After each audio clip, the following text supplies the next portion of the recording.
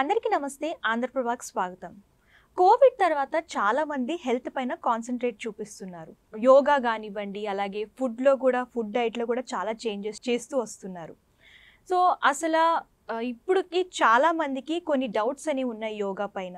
అసలు యోగా ఎందుకు చేయాలి, యోగా వల్ల వచ్చే ప్రయోజనాలు ఏంటి, దీని గురించి మనతో పాటు చర్చించడానికి శ్రీ యోగేశ్వర్ గారు మనతో పాటు ఉన్నారు. ఈయన గత 20 సంవత్సరాలుగా యోగా శిక్షణ అందిస్తున్నారు. 40,000 మంది విద్యార్థులకు, అలాగే 70,000 మంది పెద్దవాళ్ళకి యోగా శిక్షణ అనేది అందించారు. నమస్తే అండి. నమస్తే అమ్మా. సో చాలా మంది మెడిటేషన్ చేస్తూ ఉంటారు. అసలు ఈ మెడిటేషన్కి యోగాకి ఉన్న డిఫరెన్స్ ఏంటి? యోగాలో ఒక భాగమే మెడిటేషను.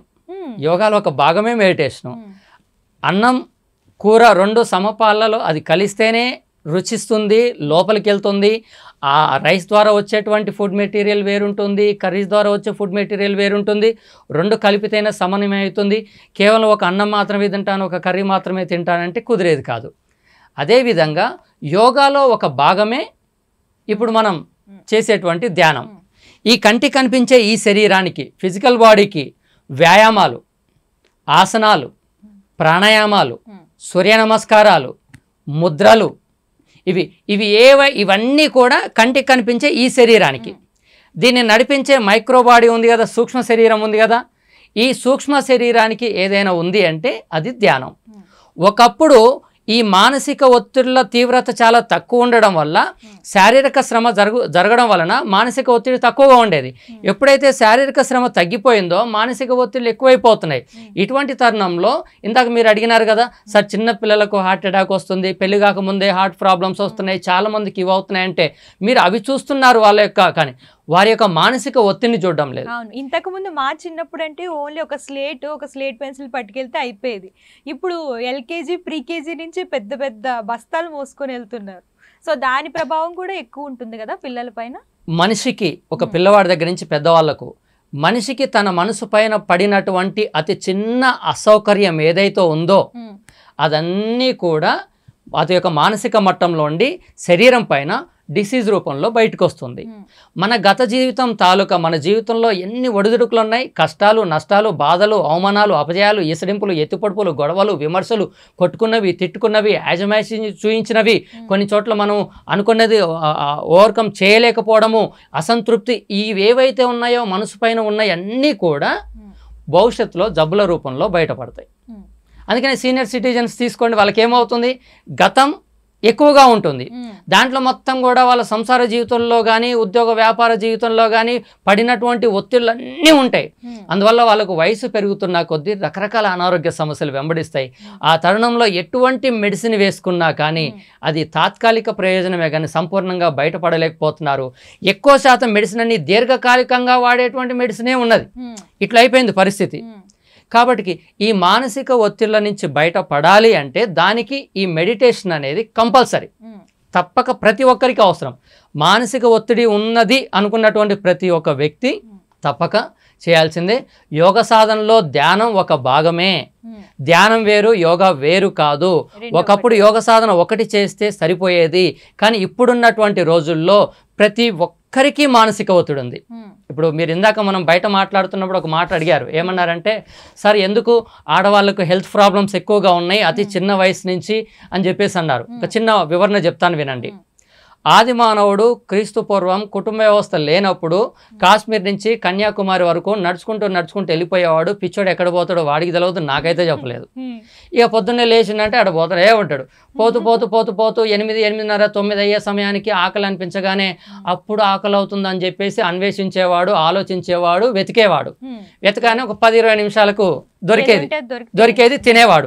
వాడికి మళ్ళీ ఇంకేం లేదు, మళ్ళీ వెళ్ళిపోయాడు. ఎందుకంటే భార్య లేదు, పిల్లలు లేదు, సంసారం, డబ్బులు ఏవి లేదు కదా, వెళ్ళిపోయాడు. పోతూ మధ్యాహ్నం 1-2 సమయంలో మళ్ళీ ఆకలి అనిపించగా మళ్ళీ అన్వేషణ మొదలయ్యేది. అప్పుడు వెతికిన 15-20 నిమిషాల ఆహారం దొరికేది. మళ్ళీ రాత్రిపూట, అంటే తనకు శారీరక అవసరం ఉన్నప్పుడు మాత్రమే అన్వేషించడం, ఆలోచించడం చేసినాడు. ఈ రకంగా చూస్తే అతడు ఉదయం లేచిన దగ్గర నుంచి రాత్రి నిద్రపోయేంత వరకు ఎన్ని గంటలు ఆలోచించి ఉంటాడు? ఎంతండి? రోజంతా ఆలోచించుంటాడు. మళ్ళీ జాగ్రత్తగా వినండి. పూర్వకాలంలో అతడు అతని శారీరక అవసరాలు ఉన్నప్పుడు మాత్రమే ఆలోచించినప్పుడు, ఆలోచించిన 15 నిమిషాల్లోనే ఆహారం దొరికినప్పుడు తనకి ఇంకో ఆలోచన లేదు. ఓన్లీ 15 నిమిషాలు. మరి అటువంటిప్పుడు రోజులో ఎంతసేపు ఆలోచించుంటాడు? ఒక గంట, గంటన్నర. మరి నవీన మానవుడి ఆలోచన ఎప్పుడు మొదలవుతుంది, ఎప్పుడు ఎండ్ అవుతుంది? ఇప్పుడున్న రోజుల్లో లేచినప్పటి నుంచి నిద్దట్లో కూడా అవే ఆలోచనలు. ఎస్, లేచినప్పటి నుంచి కాదు, తెల్లవారుజామున గురక టంగ టంగ కొడుతుంటే ఈ మేడం గారు కళ్ళు మూసుకొని అయిపోయింది నా బతుకి, గురక ఆడుకొచ్చిందంటే 3 అయి ఉంటుంది. ఇక 4ంటికి లేవాలి, లేచి ఊడ్చాలి, కసువెత్తాలి, ఇవి చేయాలి, ఆయనకు వేడి నీళ్ళు పెట్టాలి, పిల్లాన్ని రెడీ చేయాలి, ఇదంతా అయిపోయింది. అంతా చేసి నా పరిస్థితి ఇదైపోయింది. పోయేటప్పుడు మళ్ళీ ఆయనకు బాక్స్ కట్టాలి, ఆయనకి ఇవ్వాలి, సార్ పోతుంటే బాయ్ చెప్పాలి, పిల్లాడికి రెడీ చేయాలి, సాక్సులు నేనే ఇవ్వాలి, వాటర్ బాటిల్ నేనే ఇవ్వాలి, బ్యాగ్ నేనే ఇవ్వాలి, అన్నీ ఇచ్చి తీసుకెళ్ళి వాడిని బస్ ఎక్కించి అటు పంపించి మళ్ళీ ఏదన్నా తిందామంటే స్నానం చేయకుండా తినేది లేదు, ఒకవేళ స్నానం చేసినామంటే పూజ చేయకుండా తినేది లేదు. ఇక కూర్చొని స్నానం చేసి పూజ చేసే వరకల్లా 10-10:30 అవుతుంది. కొంత తిన్ననో తినలేదో మళ్ళీ ఏమంటే పిల్లాడికి బాక్స్ తీసుకొని పరిగెత్తుకుంటూ వెళ్ళాలి. పరిగెత్తుకుంటూ వెళ్ళి స్కూల్ దగ్గరికి వెళ్ళి బాక్స్ ఇచ్చి వస్తా కూరగాయలు అవి తీసుకొని వచ్చేసి ఇంట్లో పెట్టేసి కూర్చొని కడుపు నిండా అన్నం తినిట్ట కాస్త కూర్చుందామని చూసే వరకల్లా పొద్దున తీసిన బట్టలన్నీ ఉన్నాయి, వాటన్నిటిని తీయాలి, ఉతకాలి, ఆరేయాలి. ఆరేసి చూసే వరకల్లా కబోర్డ్లలో డస్ట్ క్లీన్ చేద్దాం అనుకునే సమయానికి మళ్ళీ పిల్లాడు వచ్చే సమయం అయింది. పిల్లాడు వచ్చే సమయానికి మళ్ళీ వాడిని తీసుకురావాలి, స్నానం చేయించాలి, డ్రెస్ మార్చాలి, వాడికి హోంవర్క్ చేయించాలి. లేదంటే సార్ వచ్చేయమంటాడు, ఏంది నీకు పిల్లాడికి డ్రెస్ మార్చే టైం కూడా లేదా అంటాడు. ఇదో గొడవ. వాడిని హోంవర్క్ అంతా చేయించేసి డైరీ కంప్లీట్ చేసే వరకల్లా మళ్ళీ సాయంత్రం అయింది. మళ్ళీ ఊడ్చాలి, మళ్ళీ దూడ్చాలి, మళ్ళీ వంట వండాలి, అన్నీ రెడీ చేయాలి. మళ్ళీ సార్కు వేడి పట్టకపోతే ఉదయం పూట దోసకాయ పచ్చడేనా నా మొఖానికి అంటాడు. అంతే కదా, మళ్ళీ వేడి వంటే అప్పుడు తినేది ఎప్పుడు, నిద్రపోయేది ఎప్పుడు. ఇక నిద్రపోయిన తర్వాత అరే గోర్చిక్కుడుగాయలు కాస్త గిలితే బాగుండేది, పొద్దునే టైం సరిపోదేమని నిద్రపోయినా కూడా ఇదే పరిస్థితి. ఆలోచన ఎప్పుడు మొదలైందండి? తెల్లవారుజామున గురుక శబ్దం చేసిన దగ్గర మొదలైంది, రాత్రి నిద్రలోకి కూడా వెళ్ళిపోయింది. పోనీ సారన్న పురుసత్తుగా ఉంటున్నాడా అంటే ఆయన ఆలోచన ఈరోజు ఒక పిల్లవాడిని చదివించాలంటే లక్షలతో కూడుకున్నటువంటిది. వైద్యం, ఏదైనా అనారోగ్య సమస్య వస్తే లక్షల్లో ఖర్చు అవుతుంది. అలాగే వివాహం కానీ ఎటువంటి ఫంక్షన్ చేయాలన్నా, ఈవెన్ ఒక బర్త్డే చేసిన 30-40 వేల రూపాయలు అవుతుంది ఇప్పుడున్న సొసైటీలో. ఏదైనా ఫంక్షన్స్ చేయాలంటే డబ్బు. ఒక పిల్లలకు ఇల్లు కట్టాలి, నా బిడ్డలకు ఇల్లు లేదు, ఇల్లు నిర్మాణం చేయాలి అంటే ఈ రోజుల్లో అతడు కత్తి మీద సాము లాంటిదే. ఇప్పుడున్న రోజు ఏమో కానీ ఇంకొక 50 సంవత్సరాల తర్వాత ఒక జనరేషన్లో జాగ కొంటారు, ఇంకో జనరేషన్లో ఇల్లు కట్టుకుంటారు. ఆ తర్వాత ఇప్పుడు పూర్వకాలంలో ఉన్న ఇందిరమ్మ ఇళ్ళ కన్నా చిన్నగా ఉన్న వాటిల్లో ఒక్కొక్క గదిలో ఒక్కొక్క ఫ్యామిలీ ఉండాల్సిన పరిస్థితులు. భూముల రేట్లు పెరిగిపోయినాయి, కొనే పరిస్థితి లేదు, ఆర్థిక అవసరాలు చాలా ఉన్నాయి. ఈ ఆర్థిక అవసరాల నుంచి బయటపడేసి పిల్లలకు ఒక మంచి భవిష్యత్తు ఇవ్వాలంటే ఇంకొక రూపాయి సంపాదించడానికి అతడు పొద్దున్న నిద్రలేచిన దగ్గర నుంచి రాత్రి పడుకునేంత వరకు అతడి ఆలోచన అతడికి ఉంది. పోనీ పిల్లాడేమన్నా సుఖంగా ఉన్నాడమ్మా? వాడి పరిస్థితి ఏంది? వాడు పొద్దున్నే లేవడమే రాత్రి. మ్యాథ్స్ టీచర్ రాకపోతే బాగుండు, అబ్బా ఒక్క వదిలిపెట్ట నన్నే అడుగుతుంది అని వాడి హోంవర్క్ అది ఇది అన్ని వాడు బాధ వాడి. ఆడు చదువుకుంటా ఇంటికి వస్తాడు, ట్యూషన్ పోతాడు, అన్నీ అయిపోతాయి. మళ్ళీ రిపోర్ట్ తీసుకెళ్తాడు, డాడీకి ఇస్తాడు. బేటా తెలుగులో 100/100 డాడీ, ఇంగ్లీష్లో 100/100 డాడీ, మ్యాథ్స్లో 100/100 డాడీ, సోషల్లో 100/100 డాడీ, సైన్స్లో 99.5/100 డాడీ. ఇంకో అరమార్క్ ఎక్కడ పోయింది బేటా అంటాడు. వాడు తల పట్టుకుంటాడు.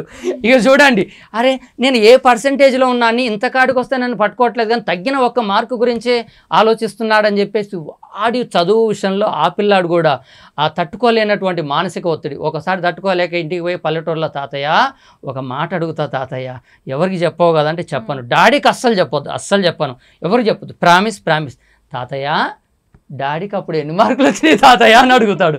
ఇది పరిస్థితి. అంటే చూడండి, పిల్లవాడి దగ్గర నుంచి స్త్రీల దగ్గర నుంచి పురుషుల వరకు ఒక మనసు నుంచి ఒక ఆలోచన విడుదలైందంటే ఎంతో కొంత శక్తి ఖర్చు అవుతుంది. శక్తి ఖర్చు అవ్వకుండా ఆలోచన విడుదలయ్యే ప్రసక్తే లేదు. ఇది బాగా గుర్తుపెట్టుకోండి. ఒక ఆలోచన విడుదలైందంటే ఎంతో కొంత శక్తి ఖర్చు అవుతుంది. శక్తి ఖర్చు అవ్వకుండా ఆలోచన విడుదలయ్యే ప్రసక్తి లేదు. విడుదలైన ప్రతి ఒక్క ఆలోచన కొన్ని సెకండ్లలో లక్షల కిలోమీటర్ల దూరం ప్రయాణం చేసి ఏ ఆలోచన అయితే విడుదల చేశామో దానికి సంబంధించిన సమాచారాన్ని తీసుకొచ్చి మనకు అందిస్తుంది. ఆలోచన ఇక్కడి నుంచి వెళ్తుంది, ఐడియా ఇక్కడికి వస్తుంది, ఫోన్ రిసీవర్ లాగా అట్లా అయిపోతుంది. ఇటువంటి తరుణంలో మరి ఉదయం నిద్ర లేచిన దగ్గర నుంచి రాత్రి నిద్రపోయేంత వరకు ఒకటే ఆలోచిస్తున్నప్పుడు ఇక్కడ చూడండి, మానవుడి శరీరంలో చక్రాలు ఉన్నాయి. చక్రాలు అంటే ఎనర్జీ సెంటర్స్. మూలాధార చక్రము, స్వాదిష్టాన చక్రము, మణిపూరక చక్రము, అనాథ చక్రము, విశుద్ధి చక్రము, ఆజ్ఞా చక్రము, సహస్రార చక్రము. 7 చక్రాలు. మనం ఇక్కడ చూసినా కానీ మనకు ఒక 7 బొమ్మలు కనిపిస్తున్నాయి, చూసారా? ఇవి 7. ఇవి ఈ కింద ఉండేటువంటి 1 2 3 4 5 ఈ 5టిని లోయర్ గ్లాండ్స్ అంటారు. Sexual gland, adrenal, pancreas, thymus, thyroid, pituitary, pineal gland. ఈ 5టిని లోయర్ గ్లాండ్స్ అంటారు. ఈ 2టిని అప్పర్ గ్లాండ్స్ అంటారు. ఈ కింద ఉన్న వాటినేమో లోయర్ చక్రాస్ అంటారు, పైన ఉన్న వాటిని అప్పర్ చక్రాస్ అంటారు. ఈ కింద ఉండేటువంటి చక్రాస్ అన్నిటినీ పని చేయించేది ఏదయ్యా అంటే ఇక్కడ ఉండేటువంటి ఆజ్ఞాచక్రము. ఆజ్ఞాచక్రం నేను ఆజ్ఞాపిస్తే మీరు చేస్తారు. దీనికి ఇంకో పేరేముంది, మాస్టర్ గ్లాండ్ అంటారు. అంటే మాస్టర్ ఏది చెప్తే పిల్లలు అది చేస్తారు. ఈ లోయర్ గ్లాండ్స్ అన్నిటినీ పనిచేయించేది ఈ గ్లాండ్ అయినప్పుడు మనిషి ఆలోచన మొత్తం కూడా దీని ద్వారానే వెళ్ళిపోతున్నప్పుడు 24 గంటల్లో తీవ్రంగా ఆలోచిస్తున్నప్పుడు ఈ ఆలోచన పెరిగి పెరిగి పెరిగి పెరిగి నరాలన్నీ బలహీనమైపోయి నా వల్ల కావట్లేదు బాబు అని చెప్పేసి తీవ్రమైన ఒత్తిడి పెరిగి తలనొప్పి వస్తుంది. మనం ఊరుకుంటామా? ఒక గోళీ వేసుకొని మళ్ళీ ఆలోచిస్తాం. ఇంకా కొంతకాలం తర్వాత మెన్నరాల నొప్పులు వస్తాయి, దానికి డాక్టర్ దగ్గరికి వెళ్ళి గోళీ వేస్తాం, మళ్ళీ ఆలోచించడం మొదలు పెడతాం, మళ్ళీ టాబ్లెట్ వాడుతాం, ఇంకా ఆలోచిస్తాం. మెడిసిన్ వాడుతున్నారు, ఆలోచన ఆగట్లేదు. ఇది బాగా హీట్ అయిపోయి తలనొప్పి తెచ్చింది, మెన్నరాల నొప్పి తెచ్చింది. ఆ తర్వాత ఒక్కసారిగా ఒళ్ళు చెమటలు పట్టి హార్ట్ బీట్ ఎక్కువైపోయి లో బీపీలా వచ్చేసి లూజ్ మోషన్స్ అయిపోయి శరీరం అంతా చెమటలు పడుతుంది, సర్వైకల్ స్పాండిలైటిస్ లాగా వస్తుంది. ఇటీవల కాలంలో ఎక్కువ మందికి ఆ సమస్య ఉంది. దానికి టాబ్లెట్ వాడతారు. డాక్టర్ గారు ఏం చెప్తారు, మెడిసిన్ వాడుకుంటా యోగా చేసుకో, రెస్ట్ తీసుకో, బెడ్ రెస్ట్ అంటారు. వీళ్ళు టాబ్లెట్ వాడుకుంటూ రెస్ట్ అయితే బాడీకి ఇస్తారు కానీ మైండ్కి ఇవ్వరు కదా, ఇవ్వాల్సిన దానికి. మళ్ళీ ఆలోచించి అది కాస్త తిరిగి ఇక్కడికి వస్తుంది. సార్ ఎందుకో సర్వైకల్ పెయిన్ వచ్చినాక ఈ చెయ్యి కదలట్లేదండి అంటారు. దీనికి మెడిసిన్ వాడి అది ఈ ఒక్క పక్క మొత్తం వస్తుంది, సయాటికా వచ్చేస్తుంది. అది మొత్తం నర్వస్ సిస్టమ్ సంబంధించింది. దీనికి మెడిసిన్ వాడి ఇంకా ఆలోచిస్తారు పరిస్థితి ఏంది అని. ఆలోచించి ఒత్తిడి పెరిగి ఏదో ఒక రోజు మూతి పక్క పోద్ది, చెయ్యి పక్క పోద్ది, పెరాలసిస్ వస్తుంది. దానికి ఫిజియోథెరపీ చేయించుకుంటా, మెడిసిన్ వాడుకుంటా, చెయ్యి ఇట పెట్టుకొని కూడా అమ్మాయి బీరువాలో డబ్బులు ఎక్కడున్నాయే, ఇది పరిస్థితి. ఇంత మానసిక ఒత్తిడి. ఆ తర్వాత అది పెరిగి చివరికి 4 ఎతకపోతారు 4 భుజాల మీద. ఎక్కడ మొదలైందమ్మా ఇదంతా? అనవసరమైన ఆలోచన దగ్గర మొదలై శ్మశానం దగ్గర ఎండైంది. ఇంతటి మానసిక ఒత్తిడి జరుగుతున్న సందర్భంలో పురుషులకు స్త్రీలకు అందరికీ ఆలోచన విధానం ఒకేలా ఉంటుంది. కాకపోతే పురుషులు పనిలోకి వెళ్ళగానే ఆలోచన నుంచి బయటపడి పనిలో పడతారు. కానీ మల్టీ టాలెంటెడ్ కాబట్టి మహిళా సోదరులు వీళ్ళు తింటూ ఆలోచించగలరు, పనులు చేస్తూ ఆలోచించగలరు, డబుల్ వర్క్ చేయగలరు. కాబట్టి ఈ ఆలోచించి ఎనర్జీ లాస్ అయిపోయి రక్తహీనత వస్తుంది. దాంతో ఎప్పుడైతే ఈ గ్లాండ్ వీక్ అవుతుందో లోయర్ గ్లాండ్స్ అన్ని డిస్టర్బ్ అవుతాయి. లోయర్ గ్లాండ్స్ డిస్టర్బ్ అవడం వల్ల హార్మోన్స్ ఇంబ్యాలెన్స్ వచ్చి మీరు ప్రతి 10 మందిలో హాస్పిటల్కి వెళ్తే 10 మంది హాస్పిటల్కి వెళ్తే 3 మగవాళ్ళు ఉంటారు, 7 ఆడవాళ్ళు ఉన్నారు. ఎందుకు వీళ్ళకంత అనారోగ్యం అంటే ఆ యొక్క ఆలోచన తీవ్రత ప్రభావం చేత. ఈ ఇంటర్నల్గా ఉండేటువంటి ఏ గ్లాండ్స్ అయినా అప్ అండ్ డౌన్ అవ్వచ్చు. కాబట్టి దాంతో పీసీఓడి ప్రాబ్లమ్స్ అని, డైజెస్టివ్ సిస్టమ్ ప్రాబ్లమ్స్ అని, హార్ట్ ప్రాబ్లమ్స్ అని, లంగ్స్ అని, ఈ థైరాయిడ్ అని, ఇవన్నీ ఎక్కువ. ఎక్కడన్నా మగవాళ్ళ శాతం చూడండి థైరాయిడ్ సంబంధించిపోయి హాస్పిటల్లో ఉంటుందా? చూడండి. ఇంకా ఈ పీసీఓడి ప్రాబ్లమ్స్ ఇటువంటివి కానీ ఎక్కువ శాతం రావడానికి గల కారణం ఏంటంటే ఈ గ్లాండ్ వీక్ అవ్వడం. ఎప్పుడైతే మనం యోగ సాధన చేస్తామో, శరీరాన్ని మనసుని సమన్వయం చేసినప్పుడు, ఆధ్యాత్మిక సాధన చేసిన అంటే నిత్యం ఏ రిలీజన్ అయినా కానీ వారి యొక్క భగవంతుని ఆరాధన చేస్తూ ధ్యాన స్థితిలో ఉన్న, గురువుల యొక్క ప్రవచనాలు వింటూ వాళ్ళను ఫాలో అవుతూ ఉన్నా, అర్థమవుతుందా? యోగ సాధన చేస్తున్నా, డీప్ రెస్ట్ అంటే మనసుకు విశ్రాంతినిచ్చి నిద్ర సక్రమంగా పోయినట్టయితే ఈ నిద్రపోతున్న సమయంలో, ధ్యానం చేస్తున్న సమయంలో, ఈ ఆధ్యాత్మిక చింతనలో ఉన్న సమయంలో మొత్తం కూడా ఈ చక్రం యాక్టివేట్ అవుతుంది, బ్యాలెన్స్ అవుతుంది. ఎప్పుడైతే యజమాని బ్యాలెన్స్ అవుతాడో లోయర్ గ్లాండ్స్ అన్నీ సెట్ అవుతాయి. ఇప్పుడు ఇంతమందికి ఇన్ని రకాల అనారోగ్య సమస్యలకు రూట్ కాజ్ ఎక్కడుంది? ఈ గ్లాండ్ వీక్ అయింది కదా. దీన్ని యాక్టివేట్ చేసుకుంటే అన్నీ ఇదైపోతాయి. హార్మోన్స్ ఇంబ్యాలెన్స్తో రకరకాల సమస్యలతో బాధపడుతున్నటువంటి మహిళా సోదరిమణులు ఉన్నారు చూసినారా? మీరు మీ జీవితాన్ని త్యాగం చేసి భర్త కోసము, కుటుంబం కోసము ఆహార దిశలో కష్టపడుతున్నారు. మీరు ఎంత కష్టపడ్డా మళ్ళీ ఆయన కష్టపడి తీసుకొచ్చే ప్రతి రూపాయి ఏదో ఒక అనారోగ్యం వచ్చి మనకు ఖర్చు పెడుతున్నప్పుడు ఎంత బాధ కలుగుతుందండి. ఒక అర్ధ గంట, ఒక 30 నిమిషాలు 40 నిమిషాలు సమయాన్ని కేటాయించి ఈ మహిళలందరూ యోగ సాధన చేసుకుంటే ఎటువంటి అనారోగ్యం లేకపోతే ఎంత బాగుంటుందో ఆలోచించండి. మీకు ఒక భయంకరమైన విషయం ఏంటంటే, నేను క్లాసులు చెప్తుంటే ఒక ఆవిడ సిక్ అయిపోయినారు. ఒక రోజు 2 రోజులు 3 రోజులు నేను ఫస్ట్ నుంచి చెప్తున్నా అమ్మ కొద్దిగా హాస్పిటల్కి వెళ్ళి చెక్ చేయించుకోమ్మా అని. ఎందుకంటే మేము వైద్యాన్ని ఎప్పుడు పక్కకు పెట్టాం. యోగ సాధన అనేది అవసరం, వైద్యం అనేది అవసరం. ఆ రోజుల్లో మనకి ఇన్ని అవకాశాలు లేవు, ఇప్పుడు ఉన్నాయి. ఒక్కసారి బ్లడ్ టెస్ట్ ఇచ్చినా ఏది ఇచ్చినా ఏ హెల్త్ ప్రాబ్లం ఉందో తెలుస్తుంది, ముందుగానే మనం బయటపడవచ్చు. ఆమెను అడిగితే అది కాదు గురుగారు, హాస్పిటల్కి వెళ్తే ఏమంటారో ఎంత పెద్దగా అవుద్దో, ఎన్ని ఖర్చు పెట్టాలనో. నేనన్నాను మీకు హైదరాబాద్లో సొంత ఇల్లు ఉంది, సార్ ఒక జాబ్ చేస్తున్నారు, ఎందుకమ్మా అంత భయపడుతున్నావు అంటే ఆ డబ్బుల ఖర్చులకు భయపడి తన హాస్పిటల్కి పోలేదంటే ఒక 10 సార్లు హాస్పిటల్కి పోయిన తర్వాత తనకు కూడా ఆలోచన కలుగుతుంది, అయ్యో మా ఆయన కష్టపడ్డ డబ్బులన్నీ హాస్పిటల్ పాలవుతున్నాయని. లోపల హెల్త్ ప్రాబ్లమ్స్ని బయటపడకుండా మేనేజ్ చేస్తున్నటువంటి మహిళా సోదరీమణులు చాలామంది ఉన్నారమ్మా, చాలామంది ఉన్నారు. ఎందుకంటే అయ్యో ఆయన కష్టపడితే వచ్చిన డబ్బుల్ని ఇట్లా అని ఏం చేయాలని అర్థం కాని పరిస్థితులు. అందుకే కదా యూట్యూబ్లు తిప్పి అవి దాగి ఇవి దాగి ఈ వీడియోలు చూసి ఎందుకు ఇంత సెర్చింగ్ జరుగుతుంది. ఫుడ్ విషయంలోకి వచ్చే వరకల్లా ఏ హెల్త్ ప్రాబ్లం విషయంలో లేడీస్ సెర్చ్ చేసినటువంటి వీడియోలు చాలా ఉన్నాయి. కారణం ఏంటంటే ఎక్కడన్నా ఒక మార్గం దొరుకుతుందేమోనని. అమ్మ నేను చెప్తున్నా, ఒక 10 రోజులు ఆఫ్లైన్లో కానీ ఆన్లైన్లో కానీ మీరు యోగా నేర్చుకోండి. ఆఫ్లైన్లో కానీ ఆన్లైన్లో కానీ ఒక్క 10 రోజులు మీ అంతటా మీరు సొంతంగా చేసుకునే విధంగా నేర్పించే బాధ్యత నాది. ఎటువంటి యోగాకు సంబంధించిన నాలెడ్జ్ లేకపోయినా బేసిక్స్ దగ్గర నుంచి 22 సంవత్సరాలుగా నేను యోగా నేర్పడంలో వచ్చినటువంటి సబ్జెక్టును తీసుకొని ఒక పిహెచ్డి స్థాయిలో సబ్జెక్ట్ని అందిస్తూ ఎవరెవరు ఏ స్థాయిలో ఎంతవరకు చేయాలనో చేపించుకుంటూ నేర్పించే బాధ్యత నాది. రోజు ఒక 2 గంటలు ఒక 10 రోజులు కేటాయించండి, మీ ఆరోగ్యం మీ చేతుల్లో ఉంటుంది.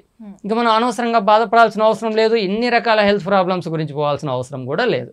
చూడండి, కాబట్టి యోగా అనేది పిల్లలకు అవసరమే, ఆడవారికి అవసరమే, మగవారికి అవసరమే, వృద్ధులకి అవసరమే. ప్రతి ఒక్కరు చాలామంది అనుకుంటారు కదా ఈ వయసులో మేము ఏం చేస్తాం సార్ అంటారు. Thank you. ధన్యవాదాలు.